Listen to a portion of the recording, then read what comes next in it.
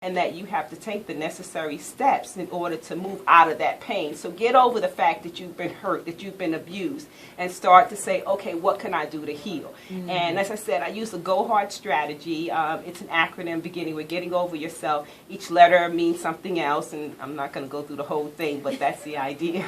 Well, you know what? That's exactly how I was raised. My father, my stepfather who raised me, he was hardcore. I mean, he was old school hardcore. Get over it. Get up. So what?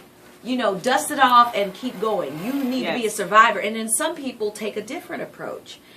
You know, oh, let me cuddle, you know, let me hug you really. My dad didn't do all that. It was like, you know what, I don't care what you got going on. You better bring those grades into this house and whatever you need to do to find that place. Exactly. How far are we from the old school method of doing things and getting over hurts? Because you have abuse in families for years and it never gets addressed. Well, I think the first thing is knowing yourself and who you are. And I spend a lot of time in talking to different audiences, getting people to understand who they are and accepting who they are, because the change begins with you. You've got to change the way you think before you can change the way you behave. And people just get it wrong. You know, they want to change the behavior and never change the way they think. And it requires a lot of self-analysis, and it requires you to step up to the plate, to acknowledge what you've done. We live in a world now where it's a popcorn world. Everything is quick and fast. This is not quick and fast. I mean, you can do a lot in 30 days, but you won't become a different person. But you can change your habits, though, exactly. in But you 30 have days. to change the way you think. Okay. And then you can begin to change those habits. This is a key for a lot of people listening right now.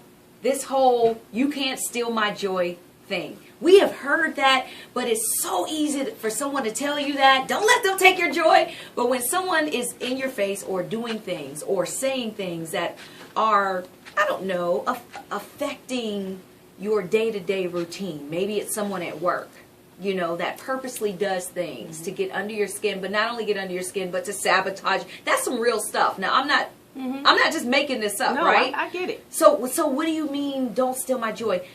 Don't let them steal your joy. Explain that. Break that down for me. They can't steal your joy because they didn't put it there. The universe is full of joy.